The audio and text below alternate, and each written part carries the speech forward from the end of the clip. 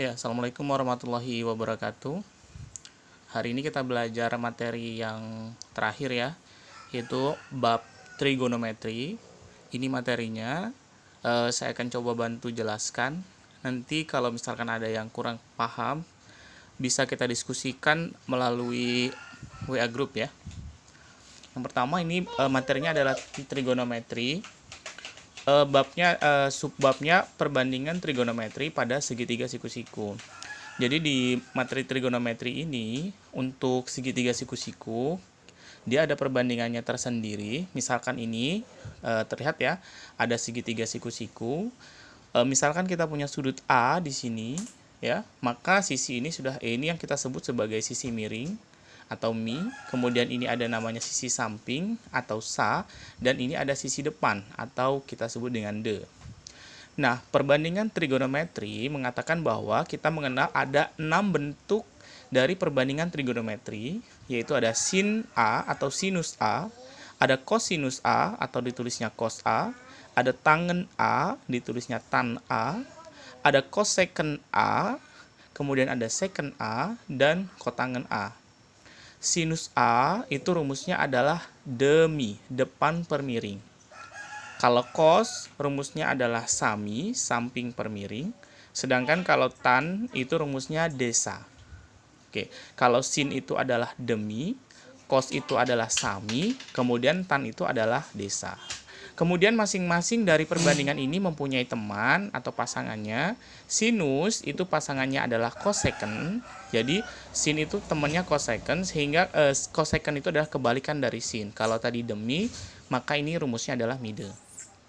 Begitupun dengan ini ya, cos itu rumusnya sami, maka temannya adalah secant A, jadi misa. Kemudian tangen itu desa, kotangen A itu sade.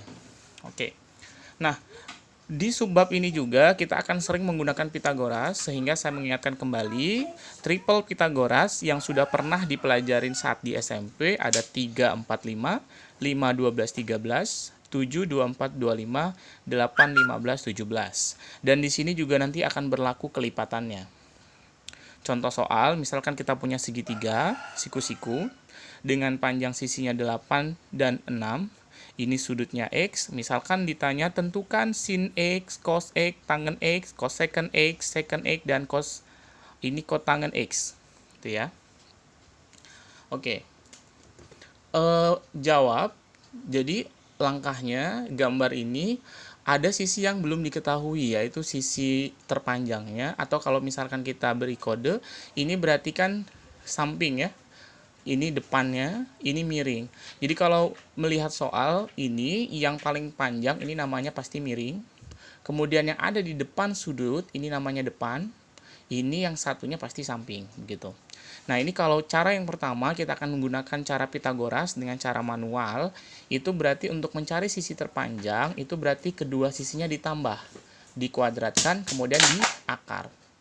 8 kuadrat 64 ditambah 6 kuadrat 36, akar dari 100 atau 10.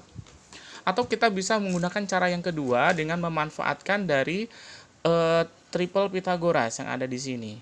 Caranya kita tulis saja 6, 8. Sisi yang sudah diketahui 6 dan 8. Nah, kalau kita lihat di sini kan belum ada ya 6 dan 8. Nah, untuk mencarinya 6, 8 ini kita sederhanakan, sama-sama dibagi 2, 6 bagi 2, 3, 8 bagi 2, 4. Ya. Kalau 3 dan 4 ada temannya yaitu 5. Ya, di sini ya, 3, 4, 5. Dikembalikan lagi, karena tadi sempat dibagi 2, maka ini dikali 2.